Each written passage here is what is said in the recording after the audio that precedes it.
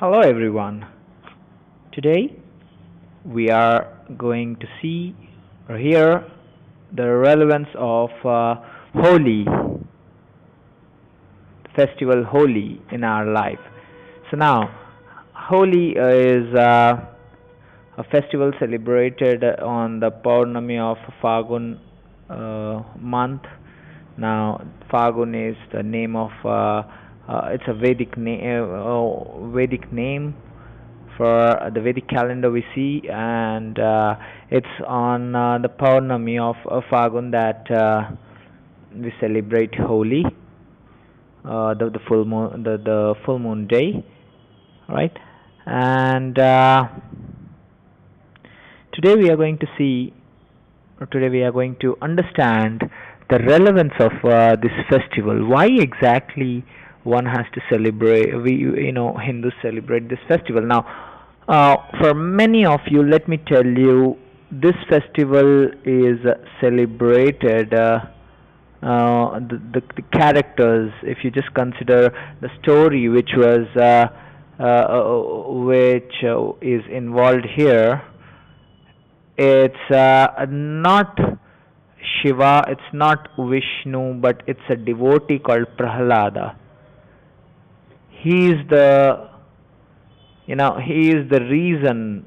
It's a devotee for the sake of whom, after whom the whole festival started. Usually we have festivals whereby you will pray Shiva, you will pray Vishnu, you will pray Devi, you will pray any other god or goddesses, and there are some special events whereby you will have a very unique timing. But understand, Holi is the only festival. It's a festival of love. It's a festival of colors. It's the most joyful festival, one of the most joyful, wholeheartedly celebrated, a big festival across India and even across the world, where many people, wherever Indians live, especially. It's a festival which is being celebrated across the world by almost all the Indians, all right, by at least almost all the Hindus. So now we need to understand. If you just see the background, the reason why Holi is being celebrated, it will be surprising that it was because a devotee's authentically he was praying Prahlada, because he established the fact that praying Vishnu is one of the ultimate practices.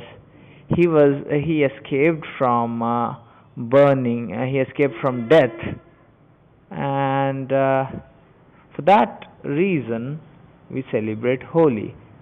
Now initially it does not look such a big reason. Now for those who don't know the story, let me just narrate in short. Now, you must have all heard about the Narsimha avatar of Vishnu, where he killed Hiranyakashipu. Hiranyakashipu was a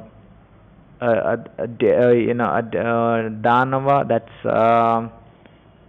That's called. It's the Daityas.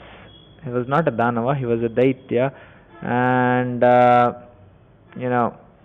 he was actually at war with the Devas, the celestial beings, and he won over all of them.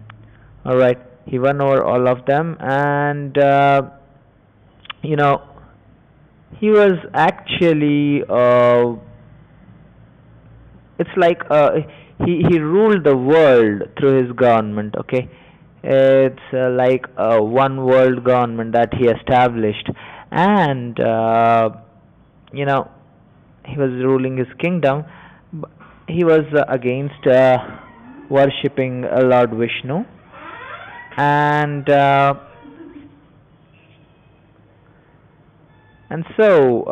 he just made this a rule in his governance that people shall not pray Vishnu, none of the Vishnu idols, none of the Vishnu temples. There will not be any prayers or anything or any offerings to Lord Vishnu. But surprisingly, or you can call it fate, that his own son Prahalada was an ardent devotee of Vishnu. He was the very sign of integrity, understand. Now, he used to pray Vishnu, and he was always in that ecstatic mood the moment he starts chanting Vishnu's name or talking about him, and the ecstasy was such that even the rest of the people around him, they were just filled with that ecstasy, and they used to they were just involved in this Vishnu bhakti.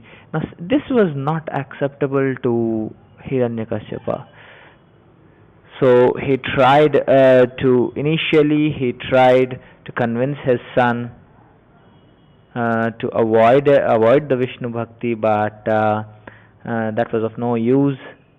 So later he went to the extreme of trying to kill his own son by different means. Initially he did not try it directly, but he have had different means. He tried various ways, right? Like pushing him, making him asking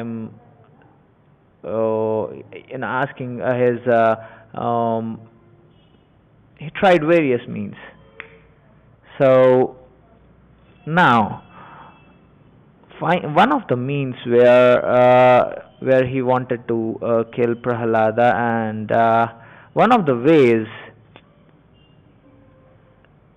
among these was where Hiranyakashipa asks his sister Holika to sit on a pyre of fire with Prahalada.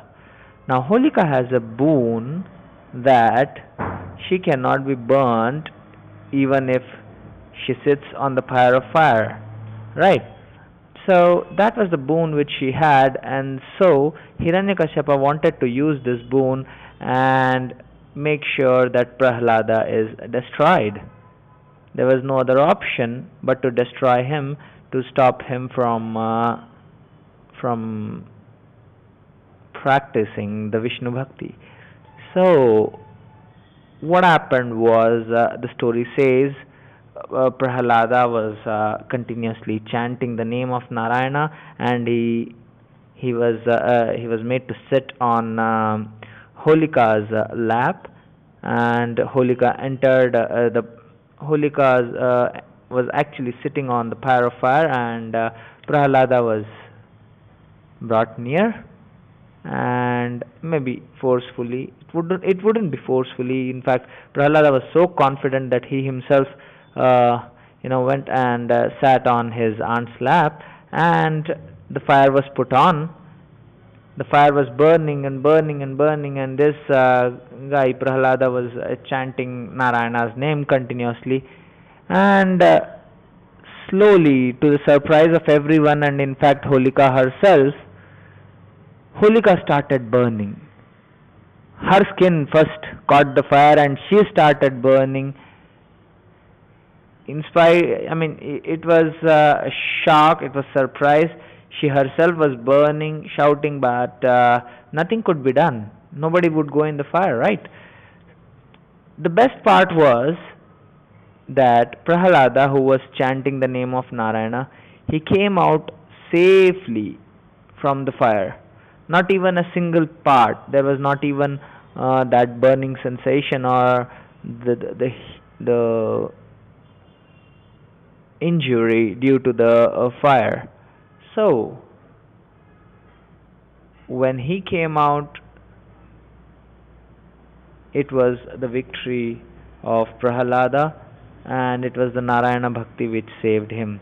That's what is recorded. So, because he came out this way, the festival is celebrated as Holika, the Dahana, the very process of burning the pyre of wood. It goes on every year before before it's like the ceremony of burning the wooden pieces is conducted. The wooden logs are the wooden pyre is being burnt, and then the next day people play Holi. So it's in the night that the Holika Dahana, burning the Holika, the ceremony of burning Holika happens in the night, and the next day people start